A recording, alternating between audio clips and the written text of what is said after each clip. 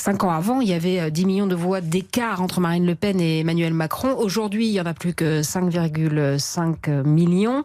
Et en plus d'un tiers du corps électoral avait décidé de ne pas faire un choix. Juan José, ça vous inspire quoi ? Pas faire un choix, ça m'inspire que les politiques ont raté leur politique en fin de compte, parce que on a élu Emmanuel Macron parce que il fallait le faire, parce que c'était l'extrême droite et le pays n'est pas prêt, bien sûr, pour le faire, sachant que il y a d'autres pays européens qui l'ont déjà fait. C'est le cas de l'Italie par la suite, mais on a vu aussi l'arrivée de l'extrême droite à différents gouvernements dans les pays scandinaves, notamment.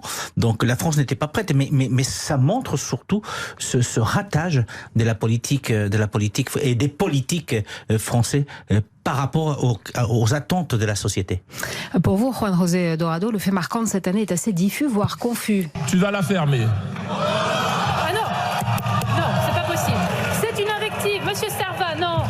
La séance est suspendue pour 5 minutes. Pas possible.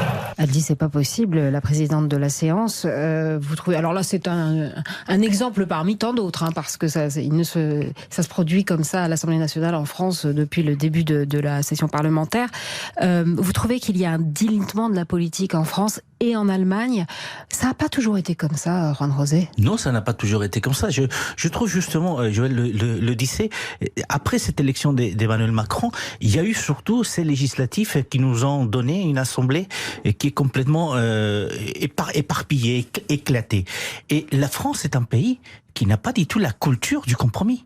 Elle n'a pas la culture du compromis parce que la France est un pays où prédomine l'arrogance du système majoritaire. Je dis bien l'arrogance du système majoritaire. Et donc, vous remarquerez que depuis 2017 et l'arrivée d'Emmanuel Macron, il y a un mot qui a disparu. C'est le mot négociation. Et on l'a remplacé par concertation. Ce qui veut dire, en fin de compte, tu fais ce que je t'ai dit de faire. Et ça s'arrête là. Donc, effectivement, le fait marquant, cette assemblée qui ne fait pas son travail, qui ne fait pas son rôle, qui ne joue pas son rôle, et surtout un gouvernement qui méprise l'Assemblée. Utiliser en 6 mois 10 fois le 49.3, ça montre qu'on n'est pas capable des compromis, ça montre qu'on méprise l'Assemblée. Et c'est le cas en France, mais c'est le cas aussi dans d'autres pays, et notamment l'Espagne.